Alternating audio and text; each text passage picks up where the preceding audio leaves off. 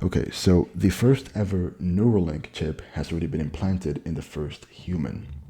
And according to Elon Musk, he says whoever this human is recovering well. And then he goes on to add initial results show promising neuron spike detection. Now, I'm not going to sugarcoat this. This is bad. This is very bad. So I think a lot of people are delusional, quite frankly. And yeah, they're delusional because, like, in the same way that in the past people said, I would never get into I would never give in to the phones, blah, blah, blah, blah, blah. Brother, everybody has a phone now. Everyone said in the past they would never have a computer in their hands and blah, blah, blah, blah, blah, and they're never going to get addicted to XYZ.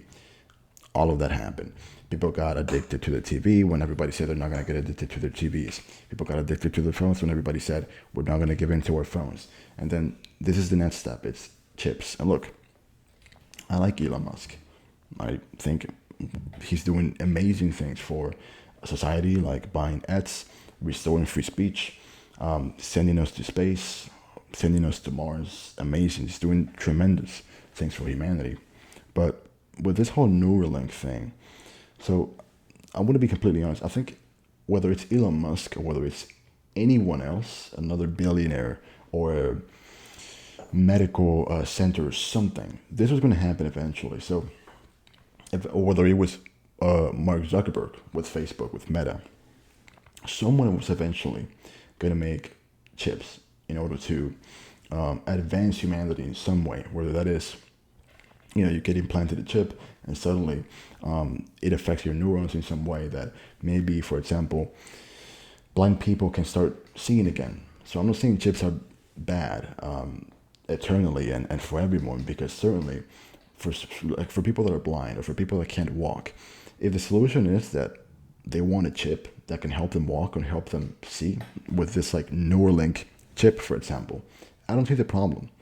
If someone genuinely can't see, someone is blind or they can't walk, they're paralyzed or something, and this Neuralink chip works and helps them dramatically, what's the problem? There's no problem. The problem is that I know that eventually this is going to get pushed onto everyone.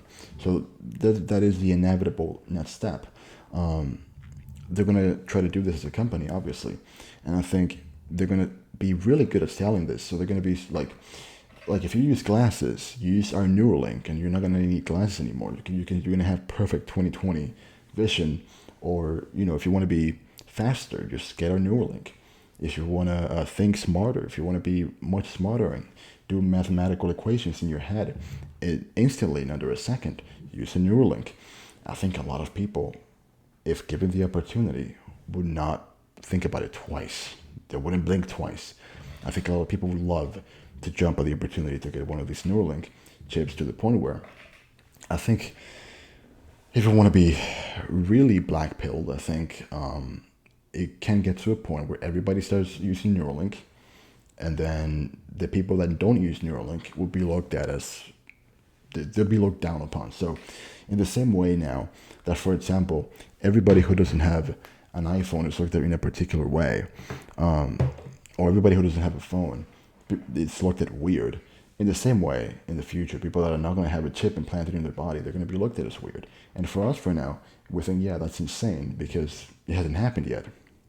Yeah, it hasn't happened yet. It's in the same way that if you were to go to 2015 and explain to someone in 2015 everything that has been going on in 2016, including with Trump, with COVID, the lockdowns, the mandates and everything, they would have laughed at you. They would have been like, dude, no way. Now imagine going back to the 50s and selling someone the idea of a phone, of a TV, people getting addicted to a screen monitor on the TV and on your palms. So people think this is insane, or some people think that this could never happen. I certainly don't think that. I think with enough pressure, something like this, like a chip being implanted in your body, can easily take over. So I think people need to be really careful with this. I think from the get-go, people shouldn't give it as much acceptance. And I think what people should do, if they want to, I think what people should do is limit the amount of acceptance we give it and limit it to medical necessities. I think that should be the best use for something like Neuralink. So like, if someone is really in need of a drastic new age technology that can repair them, like Neuralink, in the way that maybe they can't see, like I said, or something, or like them being paralyzed, and this is the only way out. Maybe something like this could even cure diseases that we haven't found a cure for in the future.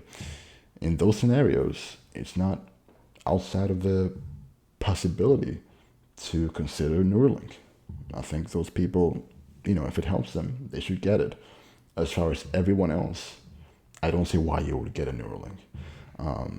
And then we can get into the deeper conspiracy theories of like, okay, well then, eventually the government is gonna take over the technology of the Neuralink, and they're basically gonna be able to hack into your brain and turn you off at any moment, or like they're gonna be able to, or like some hackers are gonna be able to hack into it, because everything with technology can be hacked. Those are all very valid theories, I think, as crazy as they sound. But people should just tread carefully with this. That's what I think. That's it.